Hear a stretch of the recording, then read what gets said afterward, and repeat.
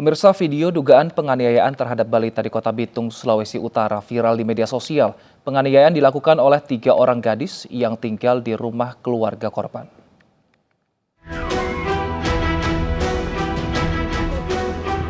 Inilah video dugaan penganiayaan terhadap seorang balita di Kota Bitung, Sulawesi Utara yang viral di media sosial.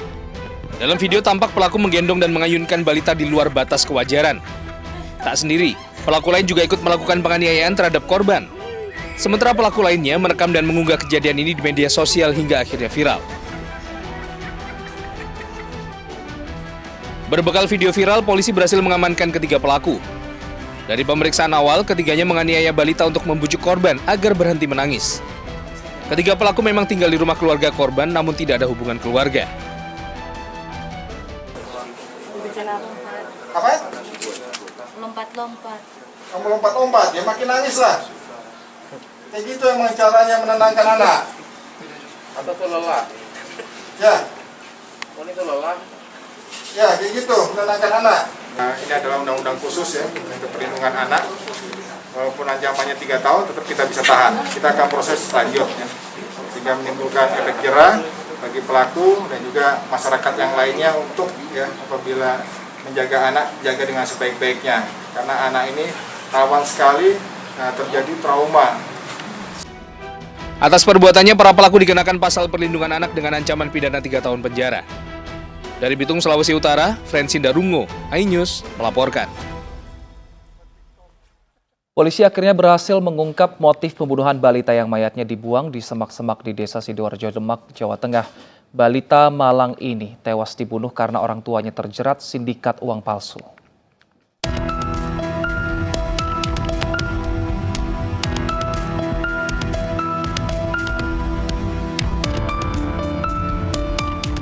Polisi akhirnya berhasil mengungkap motif pembunuhan balita yang jenazahnya dibuang pelaku di semak-semak di Desa Sidoarjo, Demak, Jawa Tengah pekan lalu.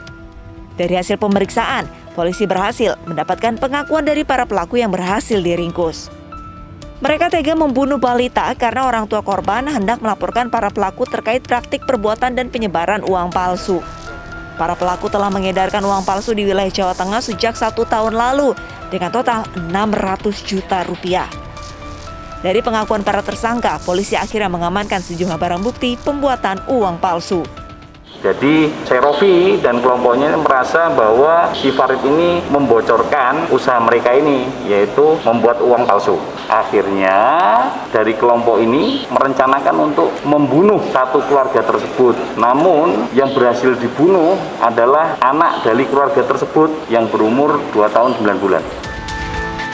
Kasus ini awalnya terungkap saat warga Desa Sidoarjo, Demak menemukan jenazah seorang balita berusia 2 tahun 9 bulan di semak-semak pinggir jalan. Saat ditemukan, kondisi jasad korban terdapat luka senjata tajam di lehernya. Polisi lantas mengevakuasi jenazah korban untuk diotopsi. Dari Demak, Jawa Tengah, Sukmawijaya, iNews melaporkan. Polda Jawa Barat resmi merilis sketsa wajah terduga pelaku pembunuhan ibu dan anak di Subang. Sketsa merupakan hasil dari keterangan para saksi dan juga warga sekitar bersama bukti-bukti lainnya.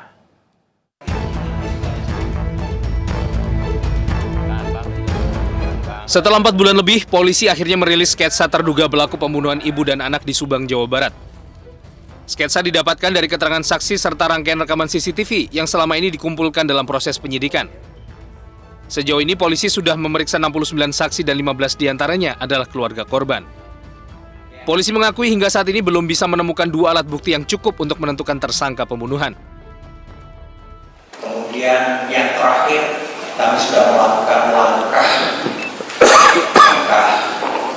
memeriksa saksi yang potensial dengan mendapatkan sketsa wajah dari terduga yang potensial dalam kasus tersebut. Sketsa wajah ini nanti wajib kami berikan kepada rekan-rekan. Hasil sketsa wajah dari tim Inafis Barreskrim sendiri. Temuan ini menjadi titik terang bagi pengungkapan kasus pembunuhan. Keluarga korban berharap polisi bisa segera mengungkap pelaku pembunuhan dan mengganjarnya dengan hukuman setimpal. Dan mudah-mudahan kalau sudah rilis begini berarti Polda sudah mempunyai gambaran terhadap salah satu pelaku untuk segera ditangkap. Tadi sudah kami lihat barang-barang, tapi mereka tidak kenal. 18 Agustus lalu warga kampung Ciseti, Subang, Jawa Barat digegerkan dengan penemuan jenazah ibu dan anak dalam mobil mewah yang terparkir di rumah korban. Polisi yang mendapat laporan warga langsung menggelar olah tempat kejadian perkara dan mengidentifikasi kedua korban. Diketahui korban bernama Tuti Suhartini, 55 tahun, dan Amalia Mustika Ratu, 23 tahun. Proses penyidikan berlangsung cukup lama. Puluhan saksi telah diperiksa dan dimintai keterangan. Polisi bahkan membongkar makam korban untuk otopsi ulang. Namun, misteri di balik kasus ini tak jua terungkap. Tim Liputan iNews melaporkan. Pemirsa, kiprah Korps Bayangkara kembali menjadi sorotan. Belakangan marak terjadi penolakan atau pengabaian laporan kriminalitas dari keluarga korban. Bahkan keluarga harus menangkap sendiri pelaku kriminalitas dan menyerahkan pada polisi agar kasus segera ditangani.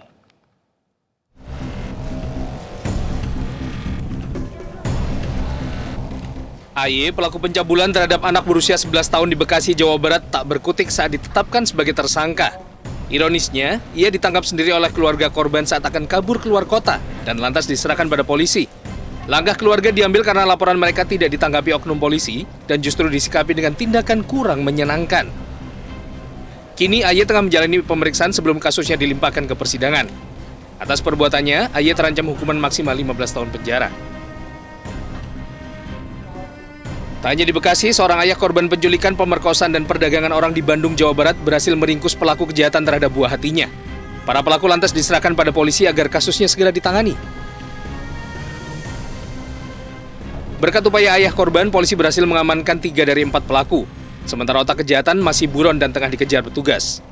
Para pelaku ini menganiaya korban yang masih berusia 14 tahun, memperkosa dan juga menjajakannya sebagai PSK di aplikasi online. Pelaku juga mengancam akan membunuh korban jika korban melawan dan tak mau melayani puluhan pria hidung belang. Atas perbuatannya, ketiga tersangka dijerat pasal berlapis dengan ancaman hukuman maksimal 15 tahun penjara. Dari hasil pemeriksaan diduga masih ada sekitar 17 orang lagi yang ikut terlibat. Lalu, haruskah keluarga korban menangkap sendiri pelaku agar kasus kriminal yang menimpa mereka bisa ditangani polisi? Tim Liputan iNews melaporkan. Di ujung tahun 2021, masyarakat diresahkan dengan sejumlah laporan yang tidak ditanggapi polisi hingga keluarga korban pun turun tangan dan bertindak. Mengapa fenomena ini terjadi? Sudah terhubung bersama kami Pak Bambang Rukminto, pengamat kepolisian. Selamat siang Pak Bambang. Selamat siang, Bang Wilson. Baik Pak Bambang, menanggapi informasi yang sudah baru saja kita sampaikan tadi, apa sebenarnya yang terjadi di kepolisian? Mengapa mereka menolak bahkan mengabaikan laporan sehingga akhirnya keluarga bertindak sendiri? Sebelumnya saya sangat prihatin sekali ya dengan maraknya laporan masyarakat yang tidak ditanggapi oleh kepolisian beberapa waktu ini gitu loh, yang kemudian memunculkan kasus tagar no viral, tidak ada viralkan dulu baru ditindaklanjuti seperti itu. Ini sangat memprihatinkan sekali, dan kemudian sekarang beranjak masyarakat seolah-olah diperkenankan untuk main hakim sendiri gitu, untuk menangkap pelaku. Artinya di sini memang pelayanan kepolisian sangat lemah sekali dan sangat memprihatinkan masyarakat, sehingga masyarakat yang mencari, mengeluh dan ingin dilayani ini dalam proses hukum ini kecewa dan melakukannya sendiri. Ini kalau dibiarkan terus-menerus akan memunculkan apatisme di tengah masyarakat yang kemudian akan kembali lagi ke masa lampau ketika masyarakat main hakim dan bertindak sendiri karena kepolisian tidak melakukan tugas-tugas yang sudah diberikan kewenangan pada negara, kepada mereka. Nah, apakah memang sifat polisi yang cukup mengabaikan laporan dari masyarakat ini baru terjadi belakangan ini atau memang sudah dari dulu sebenarnya Pak Bambang terjadi? Sebenarnya sudah sangat lama ya ini terjadi, hanya saja karena sekarang ini media sosial sudah benar-benar menjadi bagian dari masyarakat kita, sehingga semua hal bisa diunggah oleh masyarakat ke media sosial gitu. Padahal sejak dulu hal-hal seperti itu sudah ada sehingga memunculkan masyarakat geram dan memunculkan main hakim sendiri. 10-20 tahun yang lalu mungkin terjadi seorang pencopet dihakimi, dihajar oleh massa, kemudian seorang pencuri motor ditangkap, kemudian dibakar. Hal-hal seperti itulah yang sebenarnya kita harapkan munculnya sosok-sosok polisi yang benar-benar melayani masyarakat. Ketika sekarang seorang lapor kemudian diserahkan kembali kepada pelapornya, ini benar-benar sangat mengecewakan sekali. Gitu. Negara sudah memberikan ratusan triliun anggarannya kepada kepolisian untuk melayani masyarakat dan diberikan kewenangan yang sangat besar. Ketika polisi hanya bertindak hanya berdasarkan hukum-hukum positif, tidak melayani dengan empati, ini sangat jauh dari harapan masyarakat tentunya seperti itu. Baik, apa yang menjadi alasan kira-kira Pak Bambang sehingga polisi kurang berempati, sehingga tidak mengabaikan bahkan mungkin lama untuk memproses laporan masyarakat? Yang paling utama sebenarnya ada di mindset banyak personel kepolisian ya. Pendidikan di kepolisian sejak awal itu hanya normatif saja, standar normatif saja, tetapi tidak menyentuh merubah mindset. Makanya beberapa waktu yang lalu kami sampaikan bahwa kepolisian ini bukan hanya perlu reformasi kultural, tapi harus merevolusi mental anggotanya. Ini semangat ini yang harus dicamkan oleh Kapolri. Revolusi mental ini tidak hanya sekedar membangun sistem, merubah mental saja, tapi harus membangun sistem yang benar-benar bisa mengkontrol personil-personilnya sehingga benar-benar bisa melayani anggota masyarakat dengan benar. Baik, tapi sebenarnya beberapa waktu lalu Kapolri Jenderal Listio Sigit juga sempat menyatakan bahwa polisi harus peka terhadap laporan masyarakat. Nah, tapi memang tadi Pak Bambang katakan juga harus ada revolusi mental. Sebenarnya seberapa cepat revolusi mindset itu bisa dilakukan sehingga polisi pelayanannya bisa lebih baik di tahun 2022? Tidak, memang revolusi mental tentunya tidak bisa dilakukan secara instan ya. Ini harus dilakukan secara integral dan benar-benar dilakukan secara gradual, cepat gitu. Tidak masyarakat berharapnya harus dilakukan secara cepat, tapi tentunya tidak bisa dilakukan secara instan. Makanya kepolisian harus membangun sistem yang lebih bagus, juga terkait dengan reward and punishment. Karena kalau melihat fenomena sekarang, ini peraturan-peraturan, sanksi-sanksi saya melihatnya tidak membuat jera personel kepolisian sehingga mereka terus melakukan pelanggaran-pelanggaran. Artinya ada masalah di internal kepolisian sendiri terkait dengan reward dan punishment.